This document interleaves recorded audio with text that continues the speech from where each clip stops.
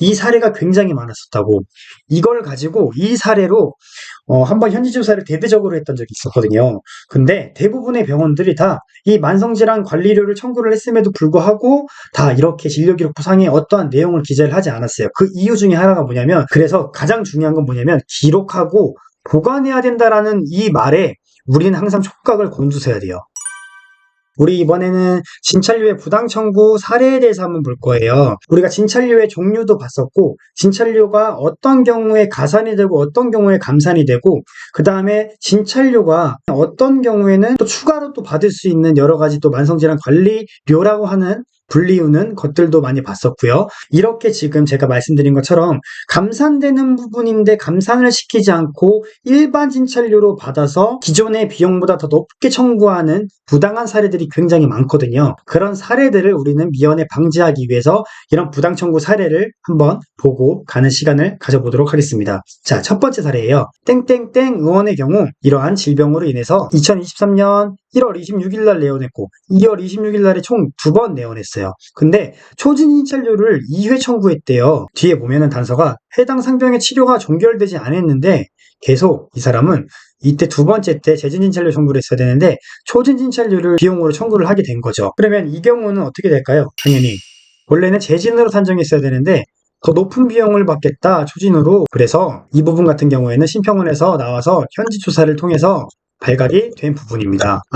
허위로 청구를 하면 안 되겠다라는 부분들을 이걸 통해서 한 번 더 보고 갈 수 있을 것 같고요. 우리 두 번째 사례 같은 경우에는 역시 마찬가지로, 자, 이런 윤활망염, 이런 상병으로 인해서 땡땡땡이 직접 내원한 것으로 청구하였으나 실제로는 누가 내원했대요? 보호자가 내원했대요. 자, 보호자가 내원한 경우에는 역시 마찬가지로 어떻게? 감산된 코드를 사용했어야 됐어요. 자, 감산된 코드를 사용했어야 되는데 감산된 코드를 사용하지 않았네요. 그렇기 때문에 어떻게 50%에 대한 비용을 더 받았기 때문에 나중에 이게 발각이 된 거예요. 발각이 돼서 어떻게 이 50%에 대한 금액을 환수를 해갔다. 자, 환수를 해간 걸로 끝나는 게 아니라 이 부당 편취액, 이 부당으로 청구해서 받은 이 이득금 자체가 높다라고 하면 어떻게 된다? 나중에 행정처분까지 받을 수 있다. 행정처분 중에 하나가 뭐냐면 면허 정지가 될 수도 있고, 혹은 또 영업 정지를 막기 위해서 그에 가름하는 과징금 처분이 있을 수도 있다라는 부분을 한번 참고를 하고 가면 될 것 같고요. 그리고 세 번째 사례 볼게요. 땡땡땡 한의원과 땡땡땡 의원 대표자래요. 대표자가 복수면허래요. 한의사고 의사고 둘 다 있구나. 그러면 이 소지자로 이 심기여증 이런 상병으로 인해서 23년도 5월 23일부터 10월 4일까지 같은 날 동일 소재 땡땡땡 한의원과 땡땡땡 의원에 각각 10회씩 내원했는데, 이 복수면허 소지자 1인 의사에게 한의원 의원에서 진료받는 수급권자가 10회 진찰료만 산정하고 그 외의 진찰료는 비급여로 징수해야 되는데 모두 다 어떻게? 진찰료를 급여로 청구를 했다는 거예요. 뭐냐면 이 복수 면허의 의사는 만약에 한의원에서 진료를 보고 이제 의원에서 동일하게 동일한 의사한테 진료를 받다라고 가정을 해보면, 이 경우는 뭐냐면 한의원 진료도 보고 의원 진료도 받다라고 하면은 하나는 진찰료로 산정을 할 수 있는데 하나는 어떻게? 무조건 비급여로 받아야 돼요. 이 부분을 놓치는 병원들이 있거든요. 왜냐하면 한의원과 의원의 요양기간 기호가 다르기 때문에 당연히 처음에는 청구가 들어가도 알 수가 없어요. 알 수가 없기 때문에 나중에 현지 조사를 통해서 이렇게 확인이 되는 부분이고, 그렇기 때문에 복수 면허인 경우는 많진 않지만 복수 면허인 경우는 어떻게? 무조건 진찰료는 한 곳으로만 청구하고 다른 하나는 비급여로 받아야 된다라고 하는 심사 기준이 있다라는 부분을 한번 참고하고 가시면 될 것 같고요. 그래서 이 부분 한번 읽어오면 제가 지금 말씀드린 1인의 의사가 진찰한 것이므로 진찰료는 1회만 요양급여 비용으로 인정하고 그 다음에 그 외 진찰료는 비급여 징수한다 라고 얘기한 게 지금 말씀 나눈 내용입니다. 다음 사례 볼게요. 땡땡땡 의원의 경우 고혈압 등의 상병으로 수급권자 진료기록부에 만성질환 관리자 관리 내역을 기록 보관하지 아니하여 만성질환 관리료를 산정할 수 없음에도 비용으로 청구함. 이거 제가 아까 말씀드렸죠. 이 사례가 굉장히 많았었다고. 이걸 가지고 이 사례로 한번 현지 조사를 대대적으로 했던 적이 있었거든요. 근데 대부분의 병원들이 다 이 만성질환 관리료를 청구를 했음에도 불구하고 다 이렇게 진료기록부상에 어떠한 내용을 기재를 하지 않았어요. 그 이유 중에 하나가 뭐냐면 어차피 루틴하게 내원하기 때문에 크게 얘기 나눌 게 없어요. 그렇기 때문에 만성질환 관리자 같은 경우에는 내원을 하게 되면 되면은 보통은 약 처방만 하고 보통 대부분은 다 집으로 돌아가시거든요. 그렇기 때문에 이 원장님 같은 경우에는 루틴하게 처방이 나가기 때문에 별도로 진료기록부상에다가 특별한 내용들을 기재를 하고 있지 않았죠. 그래서 제가 봤던 대부분의 병원들은 다 공란으로 되어 있었습니다.